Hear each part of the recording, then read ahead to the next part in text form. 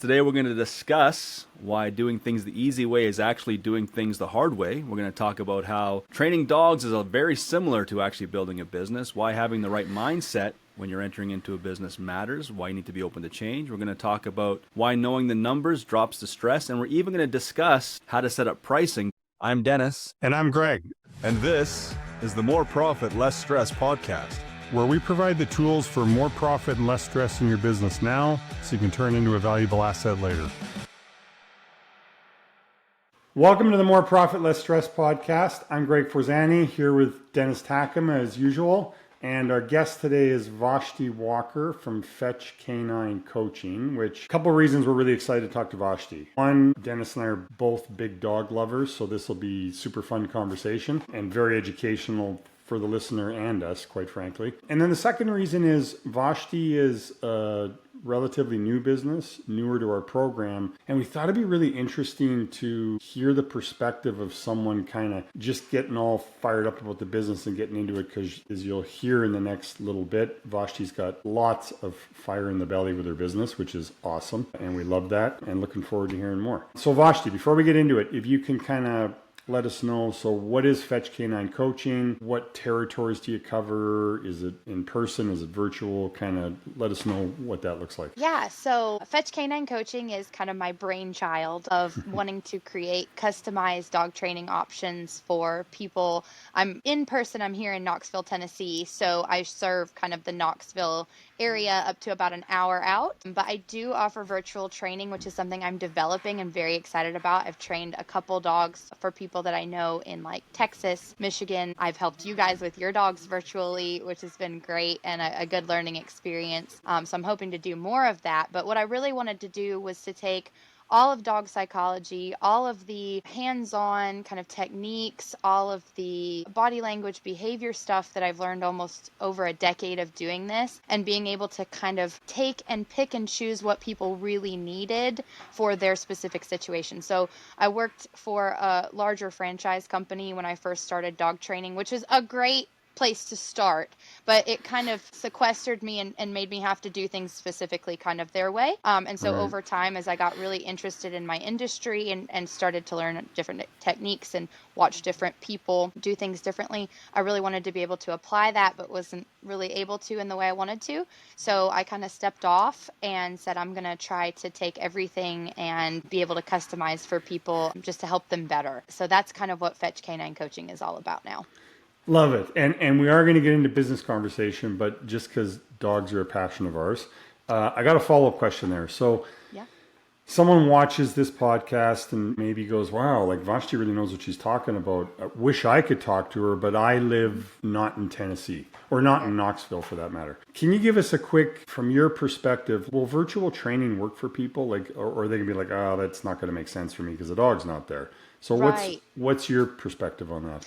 Yeah, so my perspective on that is let's just make sure that your expectations are kind of in line with what we can do virtually. A lot of what the problem is with a home that has a problem dog or a dog that's having problem behaviors is that the owner doesn't understand the dog's brain, what to look for in dog interactions with people or with other dogs or just in life in general. So with virtual training, it's a lot more like consulting, coaching the owner. We're not going to do as many hands-on things with the dogs, obviously, because I can't reach through the screen and grab that leash and go, oh, your timing's off, right? But what I can do virtually is I can assign you homework to take video of yourself working with your dog or of situations and what your dog is doing, or even if you want to carry the camera around to kind of, show me what's going on, and then to break down specifically through that video what I see, where our timing is off, what different tools could help with that issue.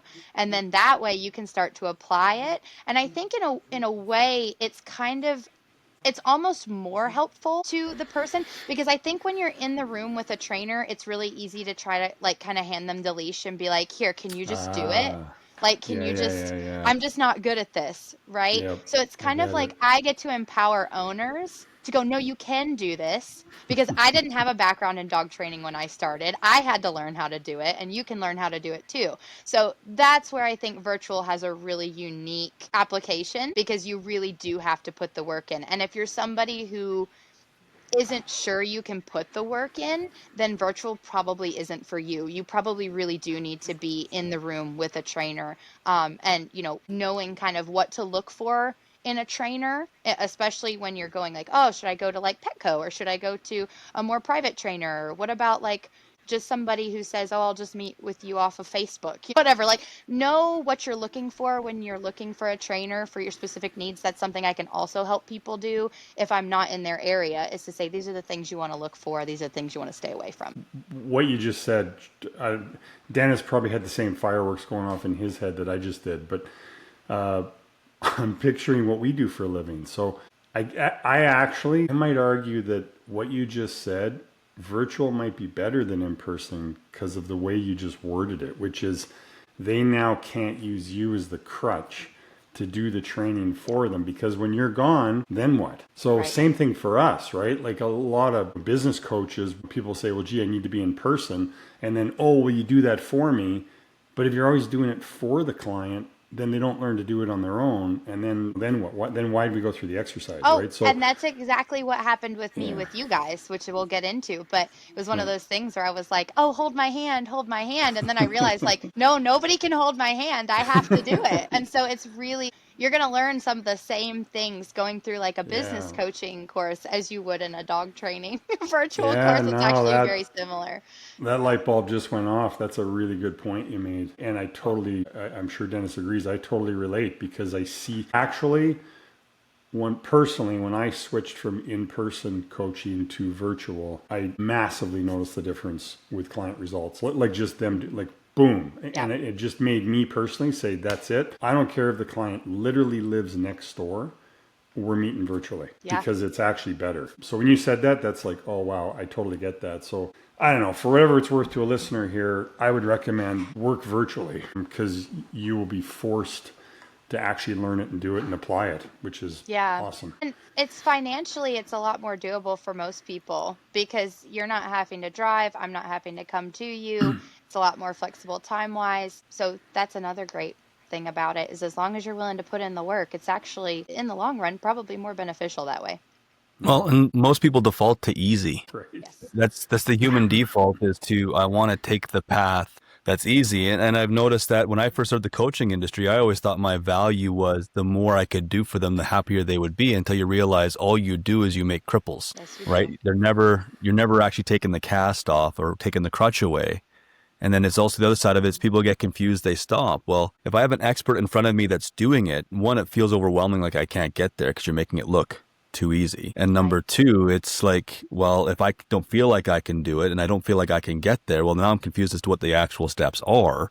So how do I actually transition from A to B and the only way you ever learn those steps is doing the hard thing of the first rep, the second rep, the third rep, the fourth rep. And usually by the time you get to the 20th rep, you're like, man, I was an idiot at rep 1. This is so Right. much easier now. So you just put your Totally. progress in, right? That's so true. We hear that from everybody. Wow, I look back and a year ago I was so overwhelmed and confused, and now like, oh, I get the 3 dimension of it. You're totally right. So you've been on this program now for a little bit, right? So what was life like before? Like, was it just a starting out thing? Was it a struggling thing? What was your business at before you reached out for help? Yeah. So what's kind of funny about my situation is when I decided to like kind of branch off, right? Like I was the hands and feet of the business. So I was going and doing the training, right? Hands on with the dogs, getting the clients, all that. My dad was actually running the whole business side of it.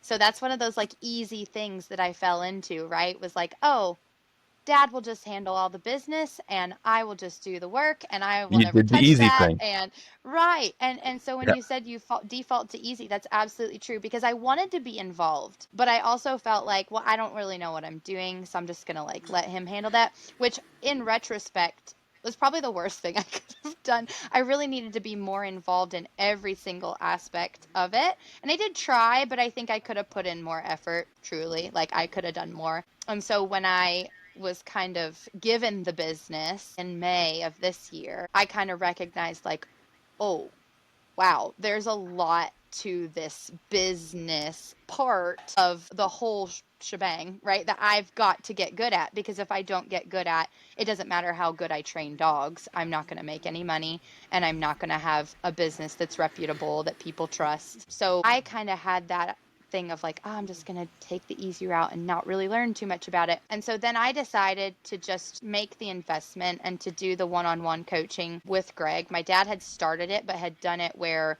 he didn't meet regularly with Greg. He just did it kind of self-paced on his own. And when I took it over, I kind of had that question of like, should I keep going with this or should I cut it out altogether? Like, should I try to figure it out on my own or should I continue working with this business coach? And so I decided that I knew I needed the help one-on-one, and I wanted somebody who knew how to do it really, really well and better than I knew how to do it. So that's why I decided to keep going and even up the ante a little bit and do the one-on-one and say, I don't know what I'm doing. I want to know what to do and help me. Please hold my hand. Please help me. But like I said, before this, I really just thought like, oh, they're just going to tell me what to do and I'm going to do it. And what happened was you told me what to do. And then I realized that, yeah, I need to do it, but I didn't do it. And then I was like, well, I can't blame Greg because I didn't do the work, right? So that was a really light bulb moment for me when I realized it doesn't matter how much you ask somebody to hold your hand. If you don't do the work, if you don't put in the effort, if you don't learn how to show up for yourself, then it doesn't matter. You could hire the best coaches in the world and you're still going to struggle. Yeah, so true. What would you say to someone? Because part of what you just said, we experience a lot. And whether someone signed up for our program or some other help, the real question is, in that thought process, you're like, oh my gosh, this is a big investment. I'm kind of small business. I don't know if I can afford this. I'm going to have to make sacrifices in my life or business to do this. Not sure if I should do it. Now, you went ahead and made the decision to do it, as you just explained. But I think because that's such an important obstacle for people to go through at any point in time, whether they're a small new business or whether they're just really struggling. Because we bump into larger businesses and they're struggling. They have the same hesitancy or thought process. So what would you say to them if right now you were talking to them and you were to give advice on that decision?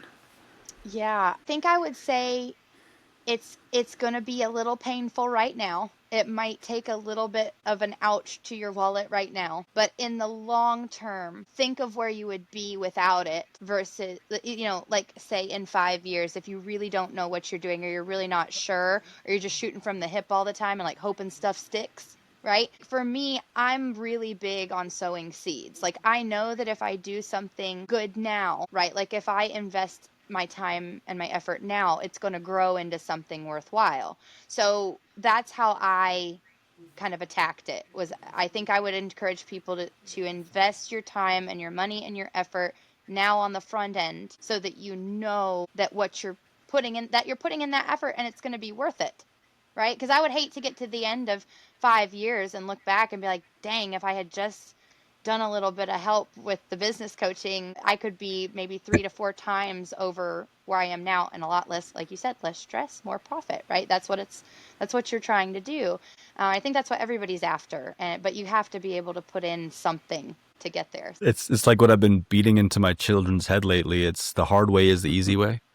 Mm-hmm. Like the more times you take the easy way, the harder everything seems to get. Like when I first went to the gym, I had a 5 a.m. accountability meeting when I was 17 years old with 2 guys in their 50s. And if I missed a gym session, it cost me $500. If they missed a gym session, it cost them $500. So do you think I ever missed a day at the gym? I didn't have $500, right? But it was a lot harder to go because when you got to get up at 5 a.m. and that alarm clock and it's still dark outside, it's a lot easier just to roll right back over and get up at 7.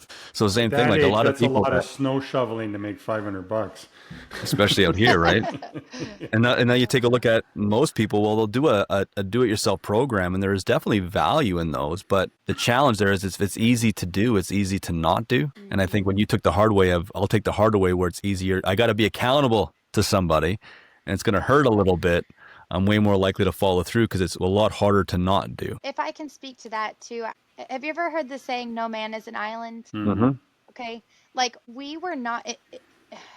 I'm going to get into belief here, right? Sure. But for me, I believe that we were not created to live in isolation. If we were, we wouldn't be a species that likes to be around each other, like that needs each other, right? Social media wouldn't exist if we were meant to be isolated. It would not, right? So I think it's when you think like, oh, I can just do it myself. I think there's a little bit of fake falseness there, kind of in the back, kind of going, oh yeah, you can do it yourself. You can do it. You don't need anybody else, right?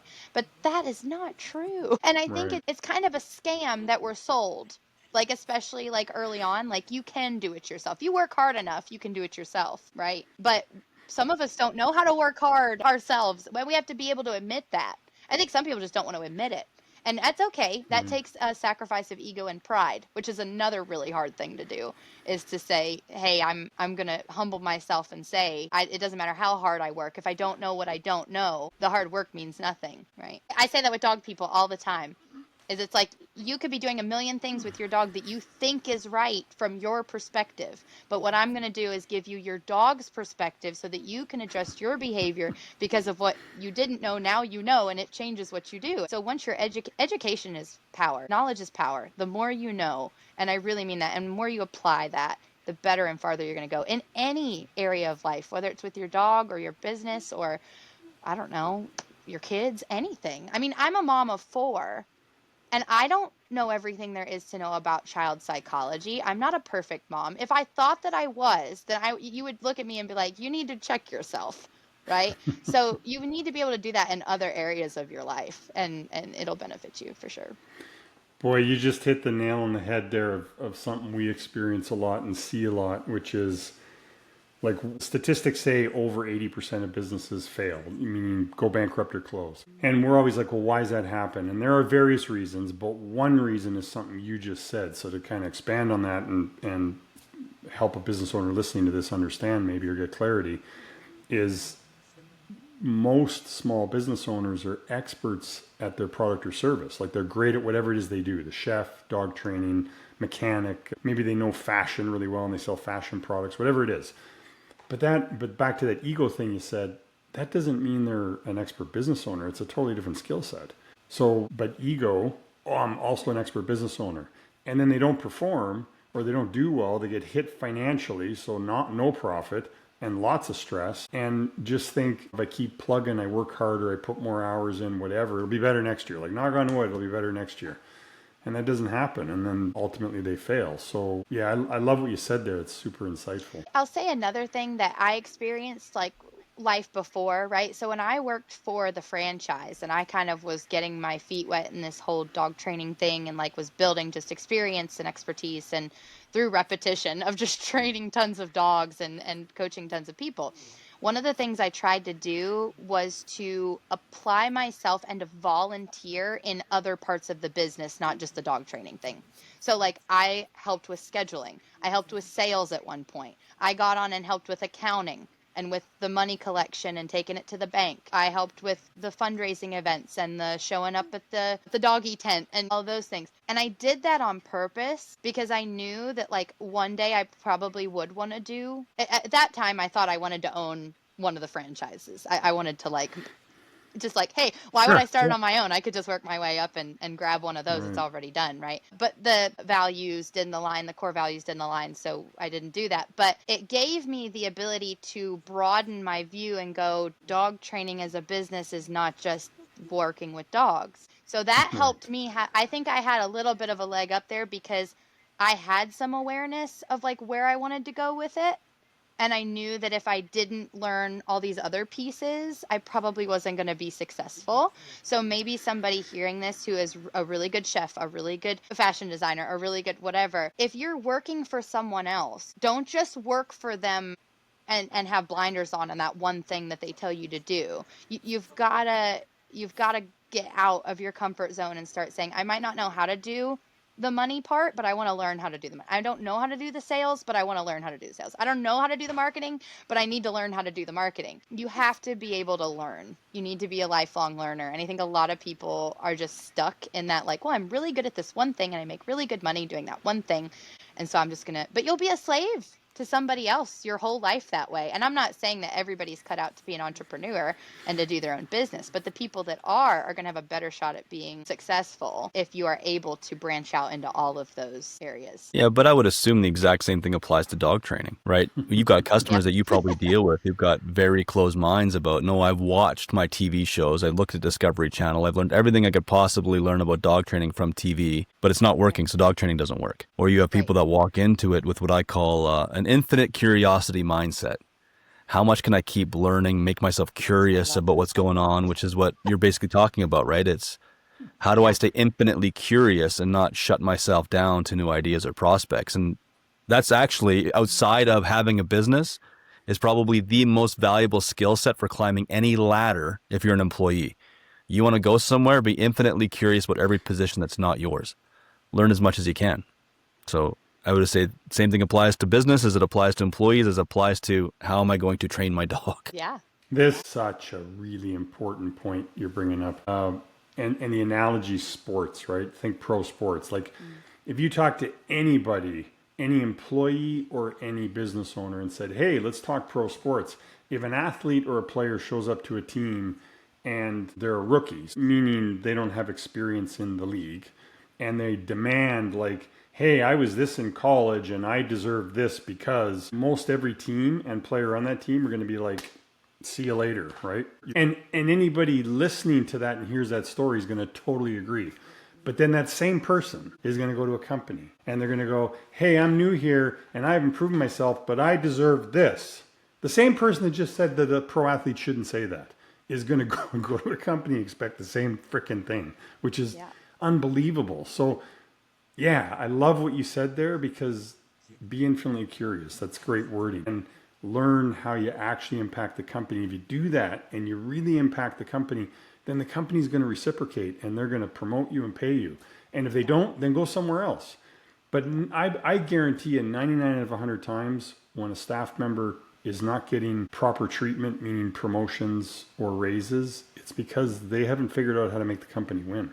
They think they have, but they haven't. So anyway, tangent, but that was such an insightful comment. So you got onto the business side of things. You said, well, I'm going to let my dad handle that. That was easy process. And then from there you went, no, I actually have to grab the bull by the horns and I got to do this myself and risk getting hurt along the way to figure this stuff out. So what changes, or what's some of the biggest lessons you picked up in early on and other things you've just really applied overall? Yeah, the big one is scheduling. My gosh, just saying you're going to do something and actually putting it on the schedule and making sure that you show up and that that you plan as that thing is coming up and taking care of it. That's a whole nother thing. I think words, it's so easy to talk, right? We all know that person that can just talk and talk and talk, but they never accomplish anything. Everything sounds good, but then when you look at what they've accomplished, you're like, you've not gone anywhere. You just spun your wheels.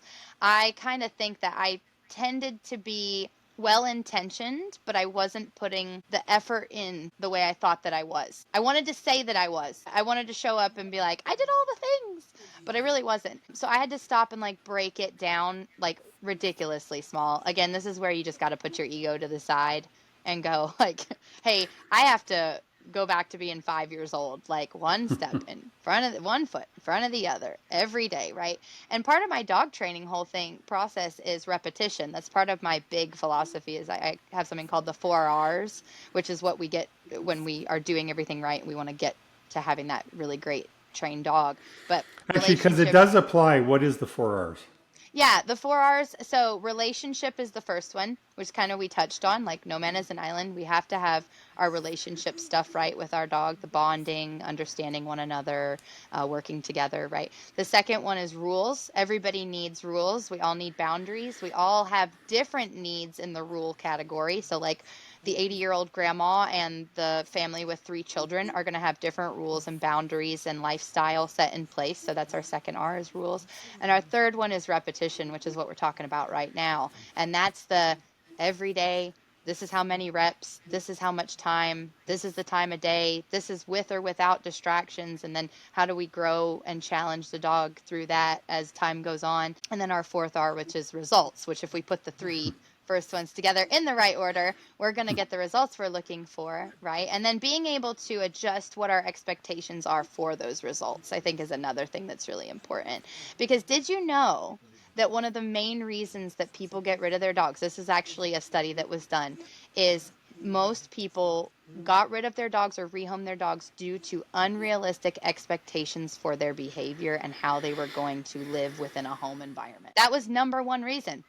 I found that to be really inspiring to me, because that study showed that it wasn't the dog's fault. It was not the dog's fault. The dog is a dog, and the dog can't change the fact that they're a dog, right? We have unrealistic expectations based on a million different things of why we think that that dog should be a certain way. and we're unwilling to adjust those expectations, and it's easier to just kick the dog to the curb, which is really sad, right? Like, you wouldn't do that to a kid. And I'm not equating kids with dogs. I actually have a No, very, but I believe that kids are more valuable than dogs. Okay, I'm sorry, so sue me.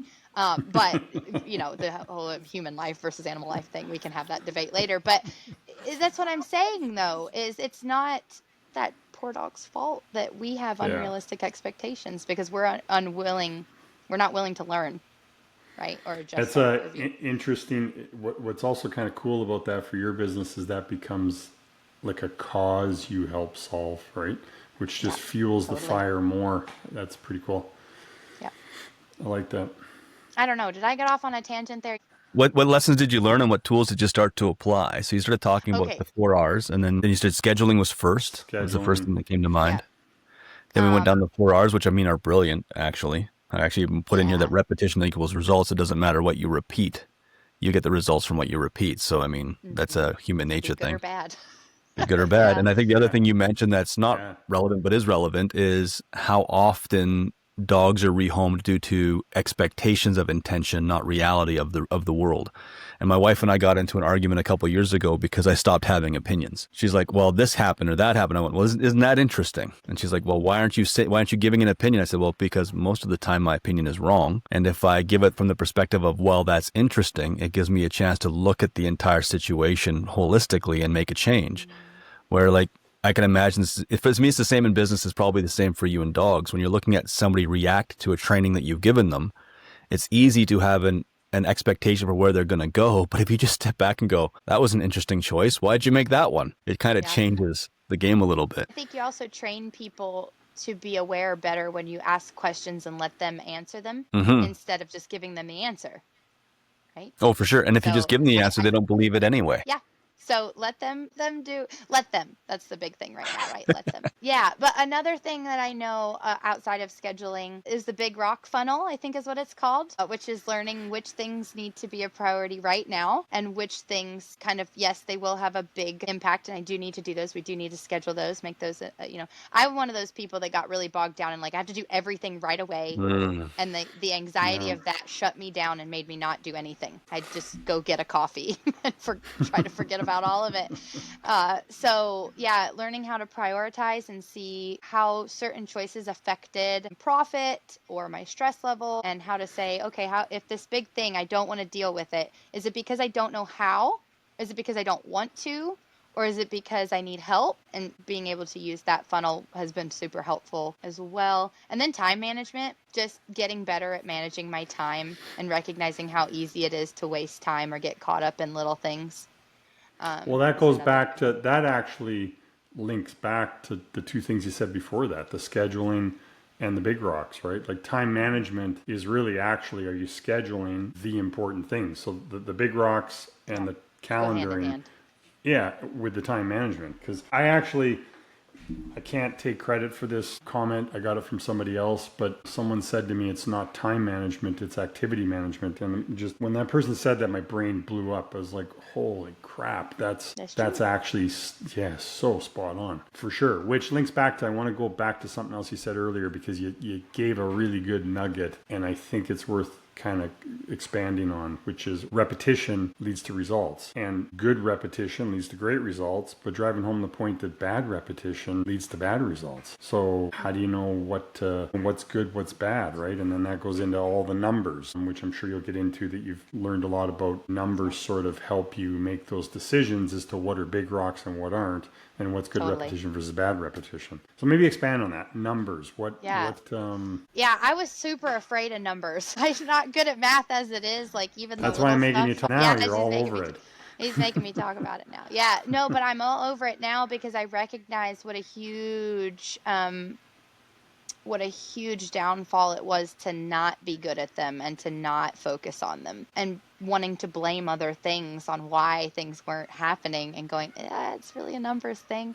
So getting good at my numbers, not being afraid of my numbers, and just being able to say, like, this is scary for me. I think we just don't want to say it. It's kind of like we want to show up and be like, no, I'm good. I'm comfortable with numbers. I can do this, right? But I really just needed to be in a place with somebody who could handle me saying, I'm really afraid of this. I'm really scared about this. I don't want to fail.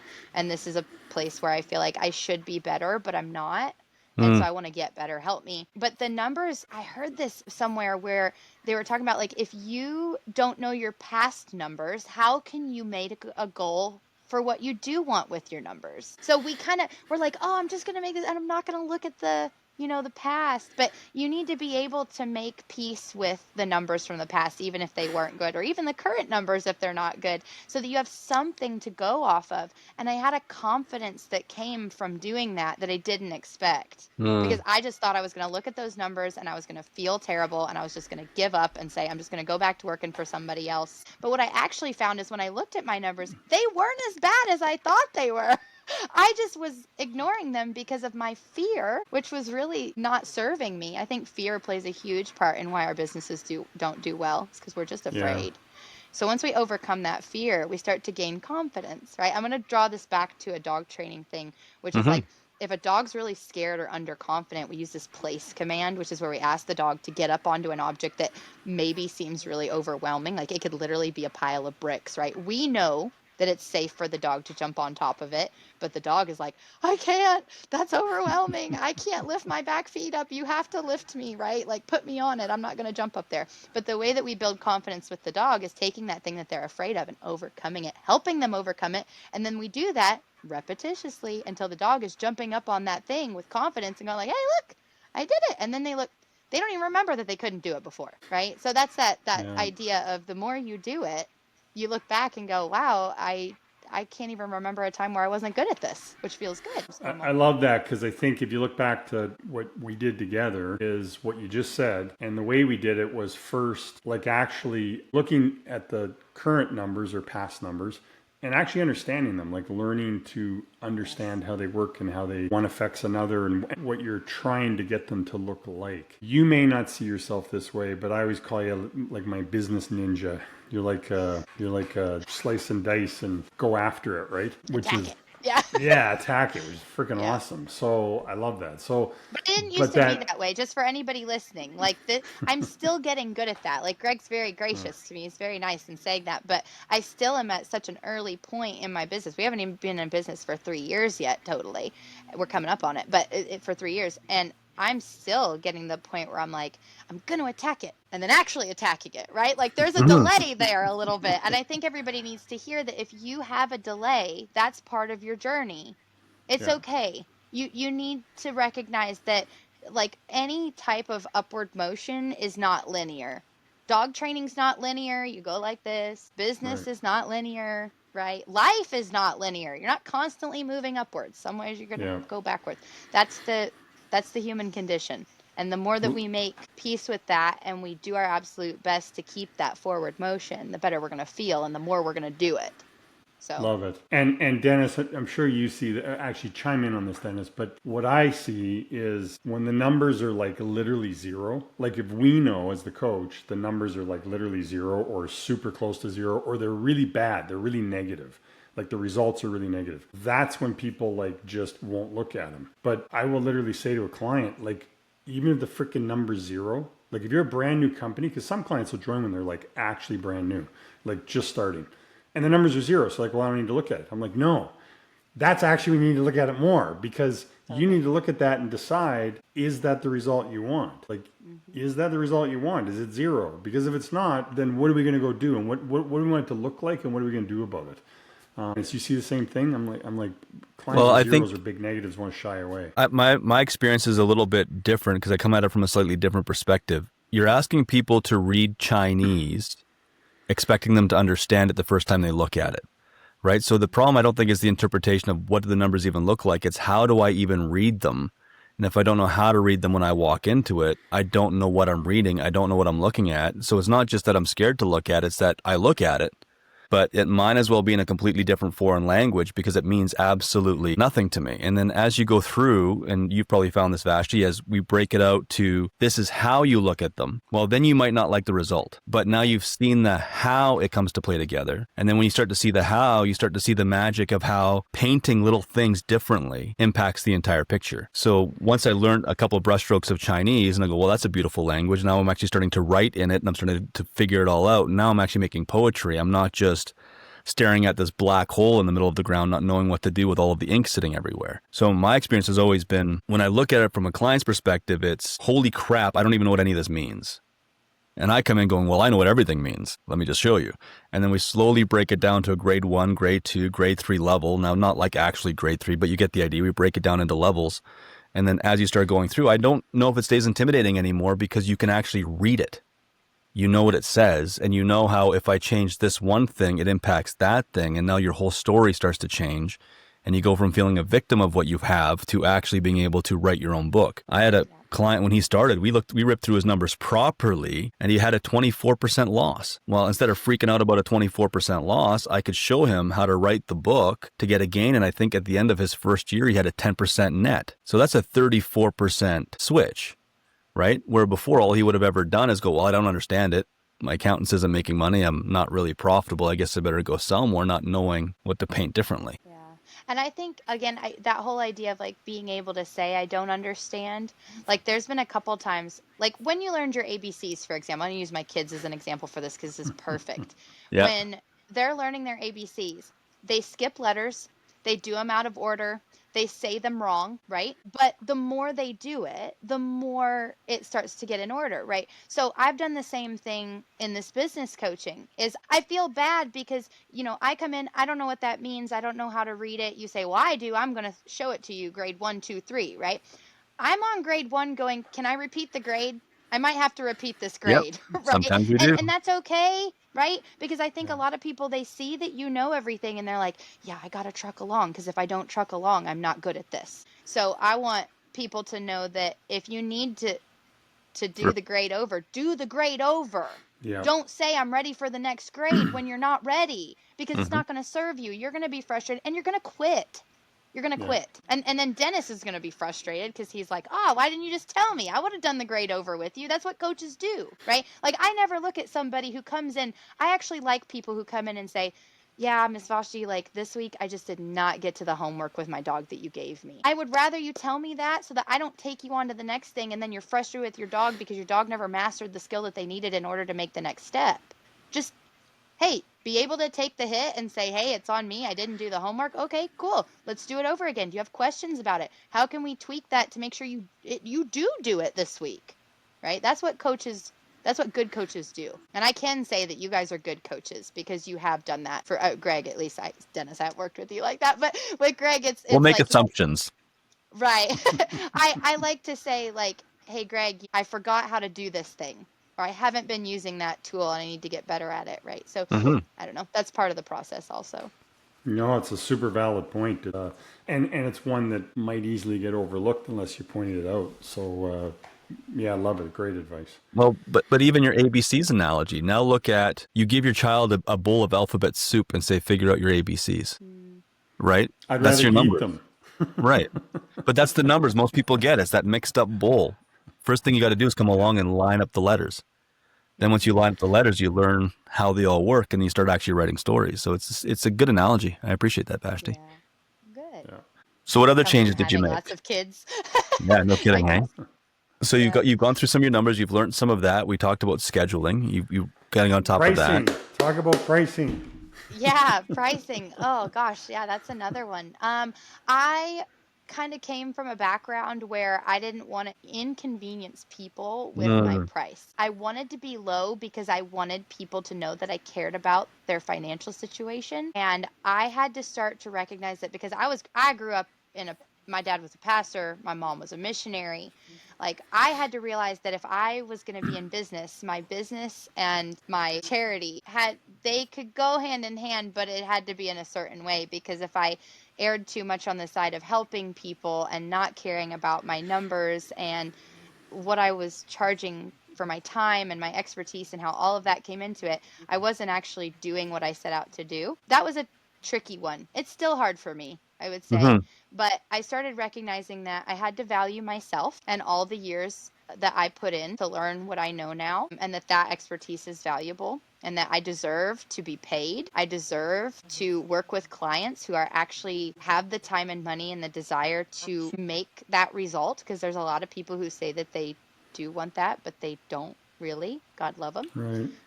And knowing that those aren't my people and that that's okay.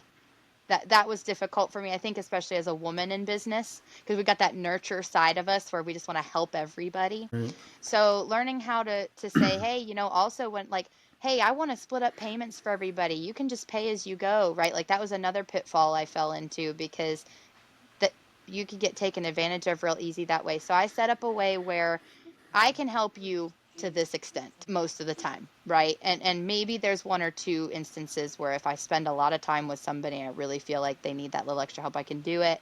But being able to notice how all of those decisions impact your bottom line. Because let's say you have projected numbers where you're like, well, I need to sell 6 of these packages at this price point in order to pay for everything and pay myself. And then you start going, well, I'll sell this one package of the 6 for this much, or I'll discount it, or I'll cut you a deal, right? And then by the end, you've actually sold 6 packages, but you haven't made what you need to make. So if you don't have the money you plan to have, where's the money fall short? What doesn't get paid? Yeah, I don't get paid. And again, that made such a huge difference for me because again, I have 4 kids. So it means more to me when I don't get paid, right? Because I have other people relying on me, which is another reason why I think the family unit is so important. Sidebar. But I think that, again, it came down to I had to value myself. And I think a lot of us grew up in homes where you just are, I'm good. I don't want to cry. That would be sad, wouldn't it? Okay. You have to value yourself, or else other people won't value you, right? And a lot of us grew up in homes where it was like, be seen, not heard. Hey, here's your chore list and don't bother me outside of that, right? And so our value was based on the hard work that we did. And I think when you're a business owner, you feel like you're doing a lot of work, but maybe it doesn't seem like the laborious work that you were told is what was valuable growing up. That's another like inward thing that you have to deal with, is that value of who you are as a person, and that your work is valuable and your time is valuable. So that's that. Well, and About that part. things are so subjective. When it comes down to pricing, there's so much emotion that goes into it from both sides. So The amount of much. emotional weight people put on dollar signs, I've always found to be completely fascinating, because some people will tell me something like, well, it has to be the lowest price. I'm like, well, if that's true, why do you drive a brand new Tundra? Because if it came down to price being the only thing, you would have bought yourself a $2,000 GMC 1500 off of Craigslist. Like there's this disassociation that people have with emotions to things. And one of the things I found with my clients anyway is the more they understand their pricing, the more confident they get when delivering the price, the more confident the customer is when they receive the price, the less arguments they have over the price. Yeah.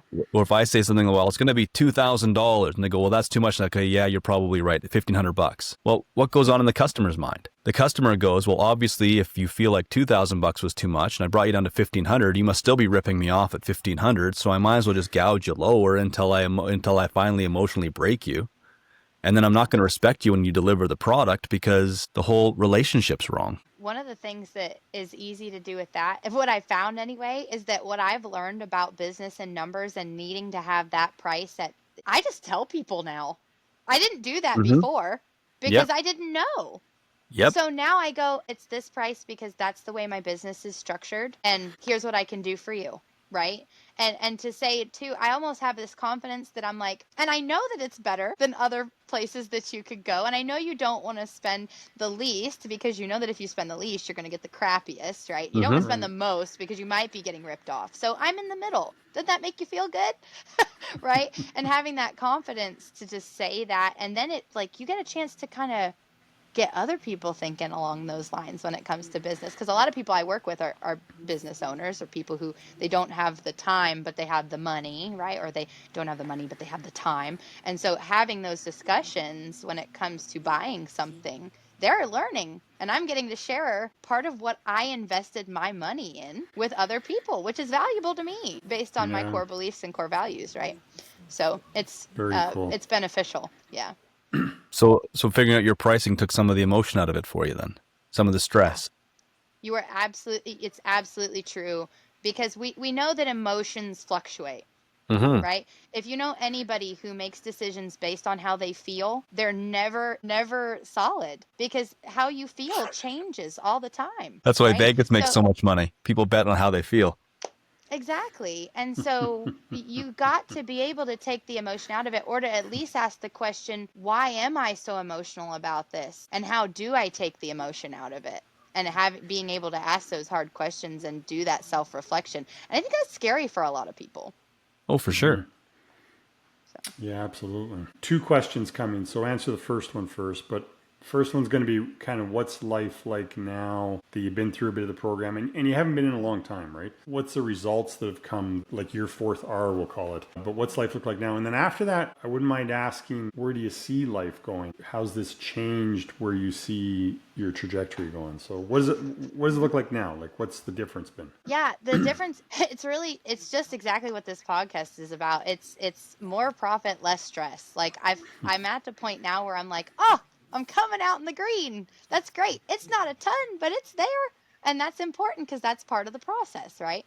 So I've been able to adjust my expectations for the process, for the journey. I feel a lot more connected to the community in general, whether it's through you guys, learning about networking, making connections with other businesses, through, hey, these are the people I'm going to use for my shirts, and I'm going to connect with them farther than just buying shirts from them, right? Like that type of opening up your mind to, there's this huge community out there of connections that you can make. So I feel a lot less alone, which is really nice. I feel a lot more supported. And for the future, I guess I just feel like that's going to just continue. And I see myself starting to want, like, kind of gaining that passion to be a front runner. And I think that will happen for people as you like choose to go this route and become really good at something that you didn't even think you might be good at.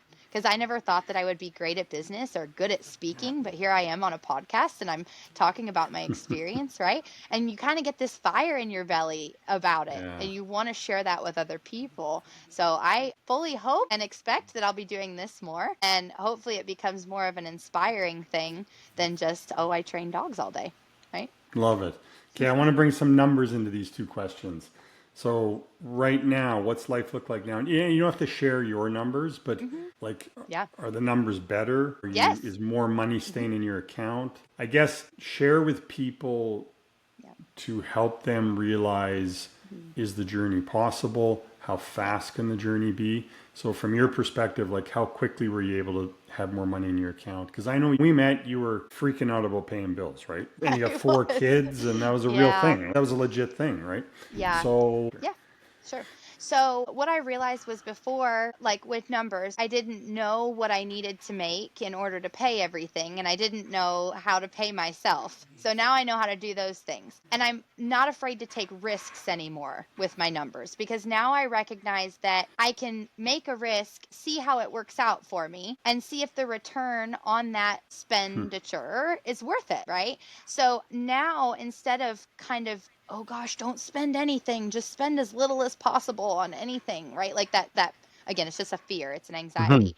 yep. I'm willing to look at something and make the calculation to go, oh, actually, it would be worth spending a little bit more here in order to get more out of it in the long run, which I would not have done before. I would not have done before. I would have just gone a certain dollar amount. I'm never going to go above that. And Right. that's how I would like stay safe. But Yeah. now I'm starting to look at it, and because of some of the tools in the coaching program, I'm able to make those calculations and be confident about knowing if that return on investment is going to be there. So that's a huge change.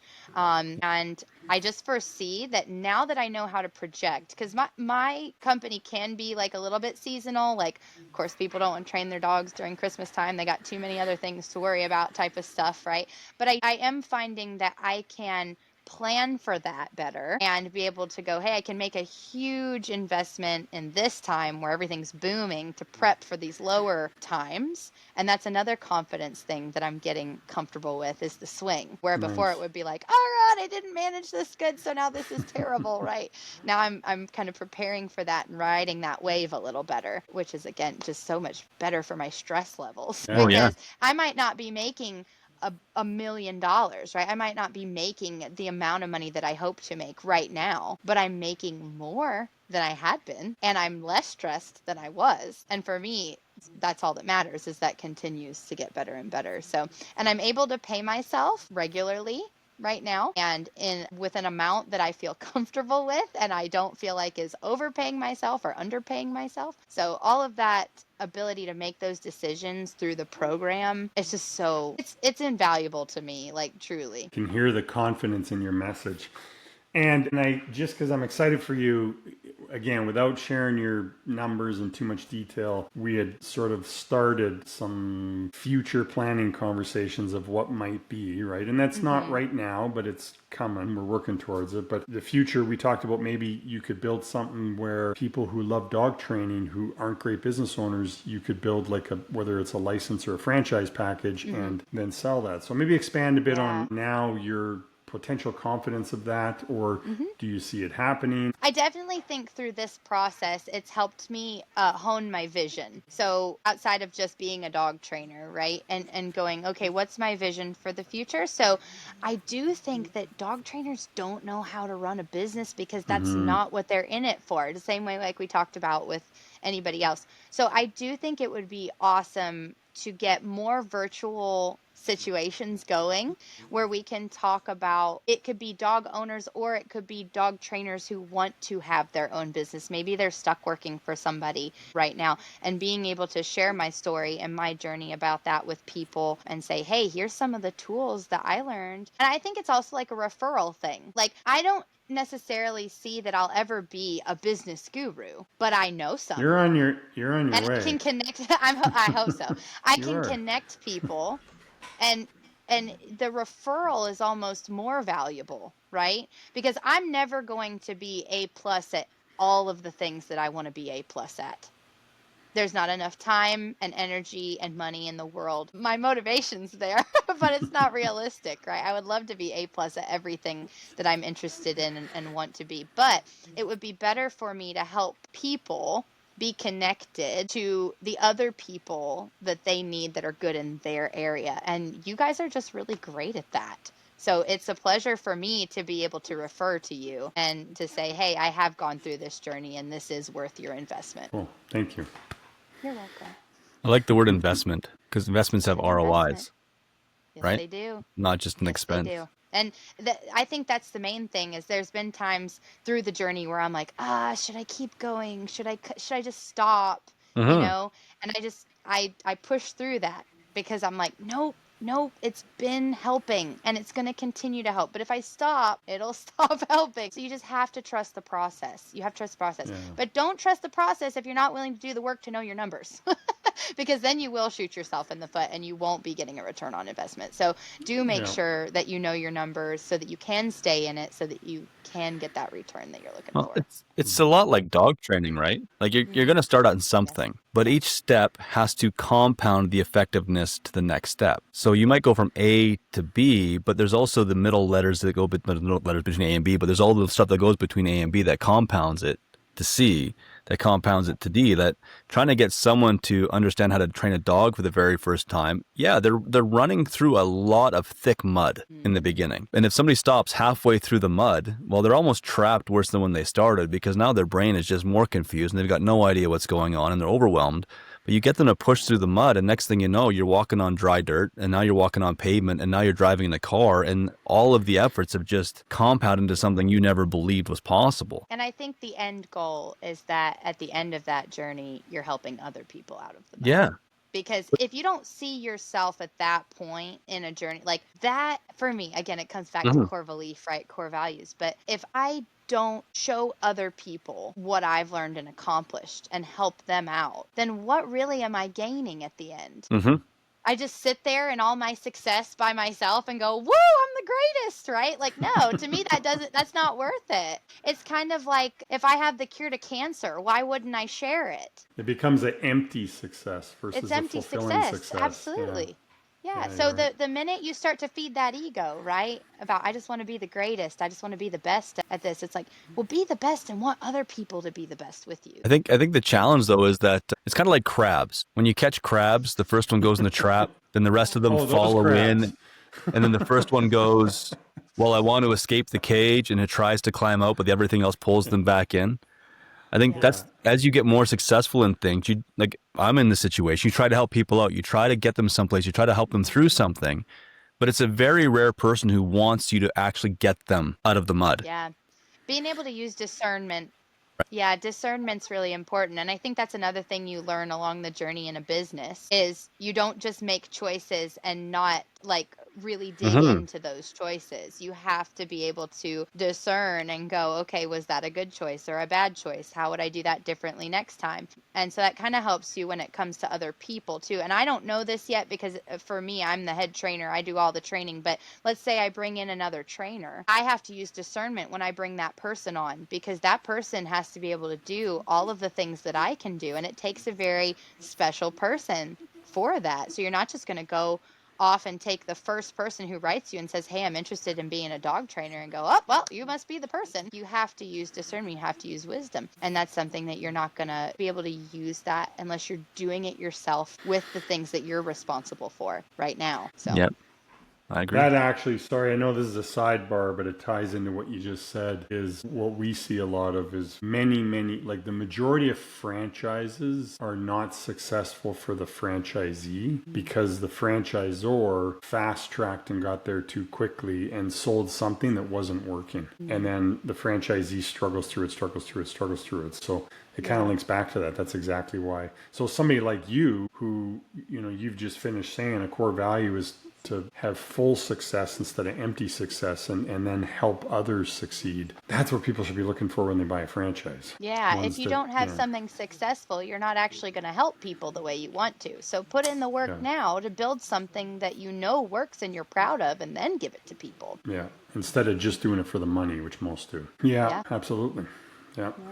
You got it. You've been in the program less than a year, but now you're in it and anyway, anybody listening to this clearly can see through your eyes based on some of the things you just shared and see how you're seeing the world and business and perspective has changed, which by the way is like, gives me goosebumps. It's awesome. Congratulations. But what that does, and I went through this myself, I'm sure Dennis can say he did, but as you start to learn more and your eyes open more and you start to see things instead of one dimensionally, you start to see them like 2 and 3 dimensionally, right? How do you find that changes your relationship with your circle of influence, right? You're with friends, family, whatever. Like, how's that change your perspective on that relationship and how you engage them / maybe not want to hear some of the things they have to say? Expand on that. Totally. It's changed everything about relationships because I used to kind of be just okay with, hey, everybody's got their own journey, everybody's making their own choices, that's everybody's right, whatever. And I still can be compassionate that way. One of the things that I know beyond a shadow of a doubt now is that I am not okay with being stagnant. I am not okay with saying, this is it, we've made it, this is the best it's going to be, we're not going to try anymore, we're just going to sit here. And I think in your 20s, and I'm just going to use an age, as I'm sure there's 20-year-olds out there like, that's not me. But I think in our 20s, we get comfortable a little bit. And so I know that as I've gotten older and through this process specifically, I've started to see the fallacies or see the excuses or see the denial that other people are in, not because they want to be, not because they think that they are, but because they think that they aren't. I am, like you said, attacking this business thing because I want to be profitable and I want to be less stressed and I want to build this thing. And on the other side, I'm seeing another business owner is pretty much victim mentality. Like, no judgment here, just purely objective, like seeing it for what it is. Productive And environment. everything is not my fault. It's gotta be the who I buy the product from's fault, or oh, it's raining out today, so people aren't coming in and buying. Like all of these things. man, if we could just get that vision changed over, right? Well- It's our responsibility to learn and to grow and to pass that on. Personal responsibility is key, right? So whether you're doing it in business, in dog training, in child rearing, and whatever, take personal responsibility for everything you can, because that's the most important thing you can do in this life, I believe, truly. Yeah, well said. Agree 100%. Well, I'm passionate about that stuff. Well, yeah, but Jocko Willink wrote an entire book on that, and this is like, he's a former Navy SEAL. He calls it everything you do is leadership. It's everything. You're accountable for every result that you get in your life. It's nobody else. It's 100% on you. And I think that's where, like, even with what Greg and I do and what you do, there are a lot of people that you will try to help who refuse to accept it. They will get in their own way. It's actually really rare to find people along the pathway that actually want to go, you know what, I'm here to learn something. I'm going to push myself to do something. It's a lot easier in life to complain about everything else, right? And it's funny you said that about the Navy SEAL guy, because there's another Navy SEAL that wrote a dog book called Team Dog. I think his name's cool. Mike Rowe, and he wrote a book called Team Dog, and it was from a Navy SEAL's perspective on dog training. And that's exactly what the book is all about, is you get in what you put in, and every decision that you make, that is part of the outcome. And it's a short but powerful little book on dog training. Really, really good. I recommend it. you're responsible. If you don't for like everything to in your life. read about dog training, read that one. It's good. Well, but dog training is people training, right? So it's all goes back to the same circle. Vashti, first of all, thank you. I mean, I can, without sounding weird, I can say I have lots of love for you. Just totally, I appreciate your enthusiasm and even smarts. Like, you figure stuff out. So anyway, sorry, I'm getting tearing up. But anyway, so I love that. I love love. It's fine. It's good in all its forms. And thank you for joining us and sharing the story and hopefully inspiring others to, For sure, do the same thing, right? It's my pleasure. I've been so blessed to be offered the opportunity. So thank you guys too. Thank you. Okay, so for the listeners, if they've listened to this and go, wow, there's someone that can help me with my dog, or dogs plural, because I don't know how many people anymore just have one dog. It's rare. More than one. We have 3 now. So we've already talked. You can work in person in Knoxville, Tennessee. You work virtually anywhere. I mean, anywhere in the world. How do people get a hold of you? Yeah, so a couple ways. We have a really active Facebook page, so you can look up Fetch Canine Coaching on Facebook. Our website is also got a form on it where you can put in your name, your dog's name, the issue you're having. When you submit that form, it comes directly to me. So you can go to the website, www.fetchcaninecoaching.com. You can also send me a personal email if you don't want to go through the website. It's just my first name, Vashti, Vashti, for those of you that can't wrap your head around my name. I know it's a unique one, at fetchcaninecoaching.com. And we also have, a phone number, if 877-323-3824. It actually spells fetch at the end of the number, which is kind of funny. But yeah, you can call, you can text. I want to connect with people. That's my passion. It's the reason I'm alive. So if any of this spoke to you, even if it's not related to training your dog, maybe it's related to some other reason, I'd love to hear from you for sure. Cool. Thank you, Vashti. Okay, our producer Sandra has got a couple of questions for us just to kind of get to know the 3 of us. So she's got some, we'll say, unique curveball questions. Okay, question number 1. And then we'll go, just because on my screen, Dennis is first on the left. So Dennis can go first, then Vashti, then me. First question answer. If you were so this is a good one. Very relevant. If you were a dog, what breed would you be and why? Dennis. I'm so interested. I'm going to rip these answers apart, by the way, and be like, oh yeah, you probably will be. Some days I feel like a great peonies that just leave me alone. I'm out doing my thing. Don't bother. Don't talk to me. Don't whatever. Some days I feel like I'm more of a blue heeler, chasing everything around and not really getting anywhere. Right? I've got 2 border collie shepherd crosses. They're hilarious because one's a princess and one's let's go search everything out. My favorite dog has always been a Rottweiler. I think if I had to be a dog, that's the one. They're insanely loyal. They're insanely smart, and don't ever try to get between them and their pack. You're going to have yourself with nothing but problems. So that's where I would pick. Cool. You have like a gamut. You have like a Some days I'm Depending on the day. everything. I like that. Some days I'm just a Yeah. chihuahua barking at the wall thinking I'm getting somewhere. That chihuahuas hate everyone, so that must be Right. nice. Oh gosh. Okay. Wow. Yeah, I'm gonna be thinking about those for a while.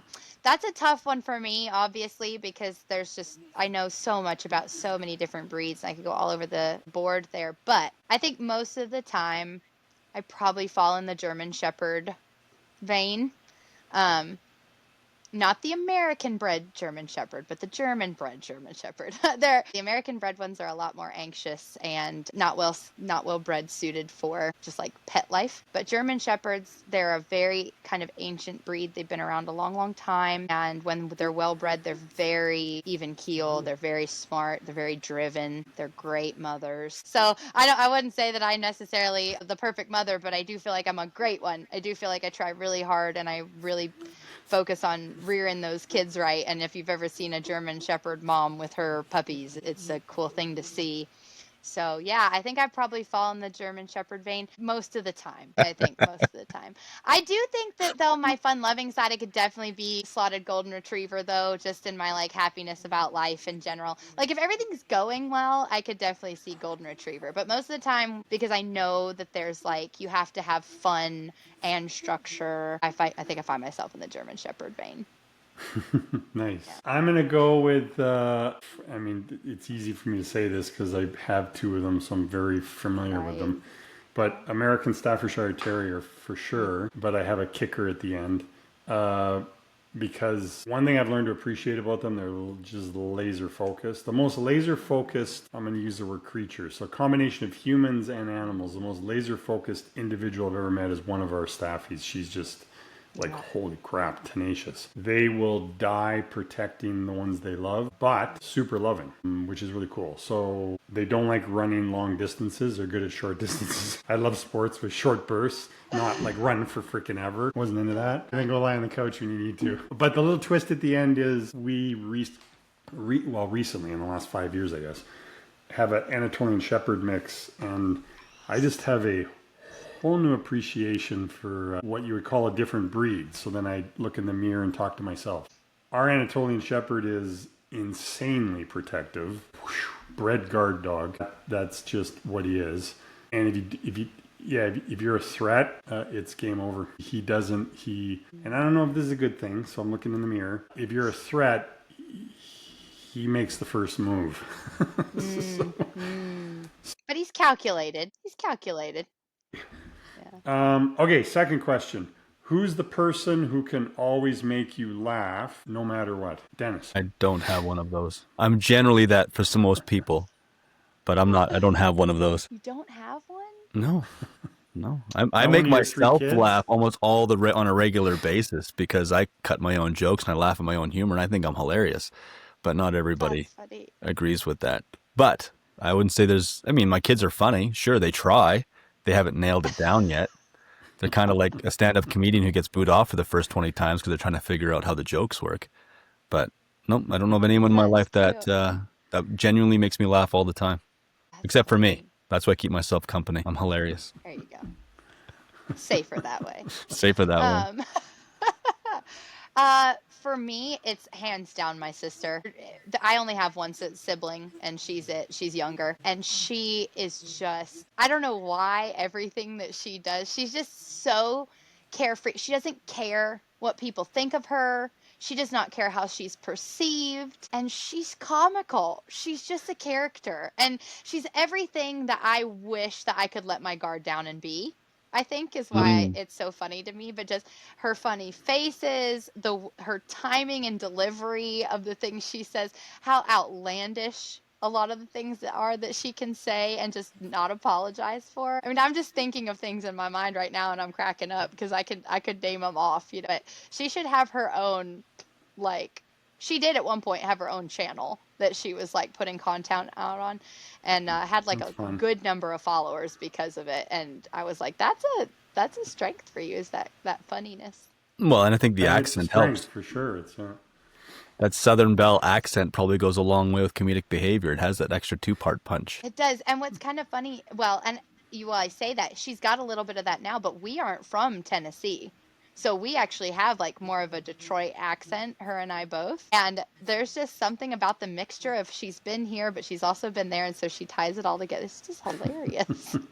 That's fun. Thinking about it. That's fun.